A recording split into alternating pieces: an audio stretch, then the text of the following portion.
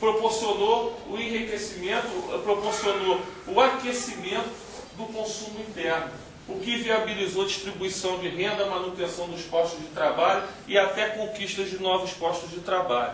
Então, esse projeto de país, né, ele está em curso. E aí, né, e eu acho que é uma política acertada da nossa categoria, também com outras categorias e principalmente do nosso sindicato, de ofertar aos bancários a oportunidade de ter esse material, de ter essa revista. Então, eu não li a reportagem na íntegra, porque eu não consegui ler ainda, né, mas só passei os olhos. Eu acho que cada um de nós aqui tem que ter a oportunidade de ler essa matéria aqui na íntegra. O que a capa já diz, projetos em jogo. O que está em jogo para dia 3 de outubro? Não é qualquer coisa, é o futuro, é a nossa aposentadoria. Eu estou vendo aqui, a maioria de nós aqui provavelmente vai aposentar nos próximos 10 a 20 anos. Com certeza, essa questão do Lula ter vetado o fator previdenciário, por exemplo, é muito ruim. A gente tem que continuar na luta para divulgar o fator previdenciário, né? Não foi possível nesse momento, se optou pela questão do reajuste para os aposentados, mas todos nós que estamos aí perto da aposentadoria nos próximos 10, 20 anos, nós somos a nossa categoria atingindo em cheio essa questão do fator previdenciário, que arrocha o nosso salário no momento que a gente se aposenta. Então a gente tem que continuar na luta para derrubar esse fator previdenciário, né? Então, essa questão da comunicação, da disputa, como é que chega essas informações à população, ela está colocada. A grande mídia, né, que é bancada pelos grandes empresários, pelos bancos, né, pelos representantes da direita, pelos latifundiários, eles vão gastar bilhões de dólares para dizer que o governo do presidente Lula foi um governo fraco e que eles, né, o projeto do PSDB pode muito mais, né, e que o Brasil pode crescer muito mais. Esse é o discurso deles. Só que quando eles estiveram no poder, nós vivemos na pele, né, o que representa o projeto do PSDB e o projeto do PT. E aquele discurso preconceituoso. Antigamente eu falava, o Lula é um analfabeto, eu não vou votar no Lula. Eu não vou votar no Lula porque o Lula é analfabeto. Com a Dilma não podem fazer essa crítica, porque ela é uma técnica.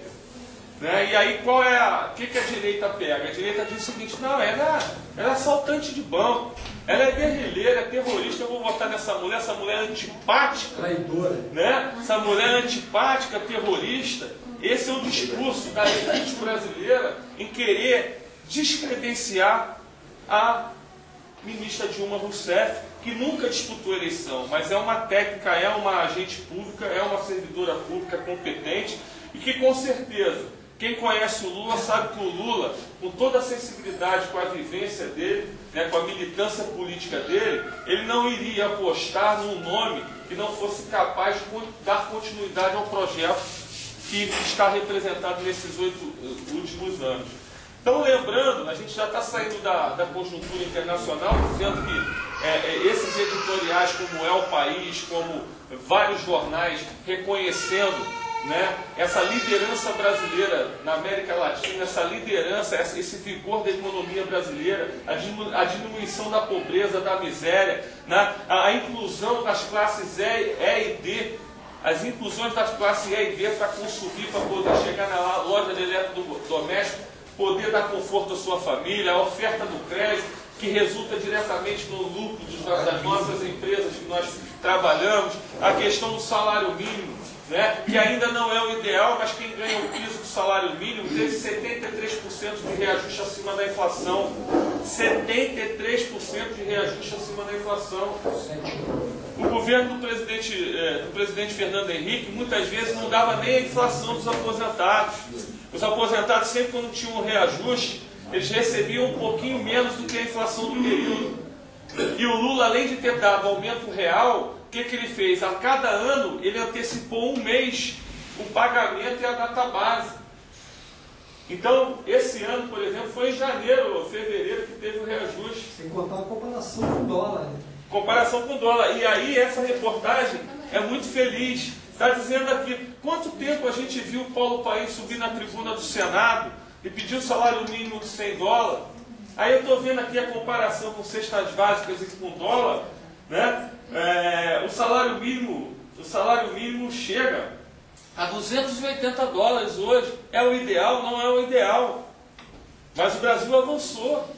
Então, é muito claro para nós, principalmente dirigentes que vivemos as campanhas salariais todo ano, né, saber o que representa, o que representa esses números. 90% das categorias de trabalhadores que negociam com os sindicatos patronais tiveram aumento acima da inflação. Só esse cenário nos últimos 7 anos sinalizam qual é o projeto que interessa à classe trabalhadora. Nós não podemos titubear, não podemos ter dúvida, não podemos entrar nesse discurso e nem reproduzir esse discurso de antipatia à companheira Dilma. Eu lamento, por exemplo, que a companheira Marina Silva não esteja no partido, não esteja no PT.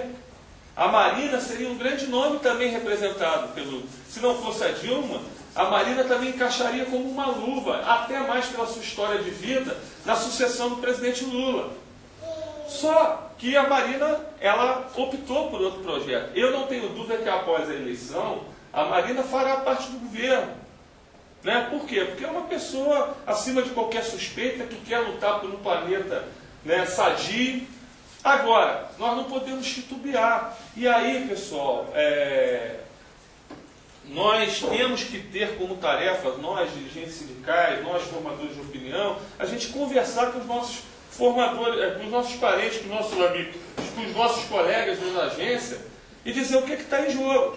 Porque o pouco que a gente avançou nesses 7 anos do governo do presidente Lula, se o PSDB e o PFL voltar ao poder, e eles vão estar vindo com toda a pressão, com todas as artimanhas, a gente está vendo que os grandes canais de comunicação, com raras exceções, estão fazendo esse trabalho de forma subliminar. Um exemplo disso, eu vou dar um exemplo para vocês, é pena não estar com o jornal aqui, mas lá na federação a gente teve a oportunidade, o deputado Gilberto Palmares, quando foi lá na solenidade de comemoração do aniversário da federação, ele levou um jornal O Globo, onde tinha uma foto de um cidadão iraniano enforcado. No Globo, meia página, e um cara enforcado, o regime do Irã, o cara enforcado. E falando dessa tentativa da diplomacia brasileira de intervir nessa crise no Oriente Médio e tentar construir um acordo de paz entre o Irã, né, e os países do Ocidente em relação às questões atômicas. E, na verdade, o Obama passou com antecedência para o Lula quais seriam os parâmetros desse possível acordo. Como lá a radicalização e a tensão entre Estados Unidos, o Irã e vários países da União Europeia com o Irã não existe diálogo, o Brasil entrou com aquilo que os Estados Unidos não teve condição de botar na mesa e construiu esse acordo. Quando ele vai lá e constrói esse acordo, que os Estados Unidos disse que toparia, houve uma reação internacional por parte dos Estados Unidos, né, o país de terceiro mundo, um presidente operário, né, vai lá, consegue uma vitória diplomática, aonde traz o Irã para a mesa de negociação, né, para construir um acordo que é possível, né, e que traz novamente o diálogo entre esses países. Então, o que acontece? O Globo explora isso como se tivesse sido um fiasco para a diplomacia brasileira, quando os Estados Unidos recuou e tentou desqualificar esse acordo que o Brasil, a Turquia e o Irã construíram, né?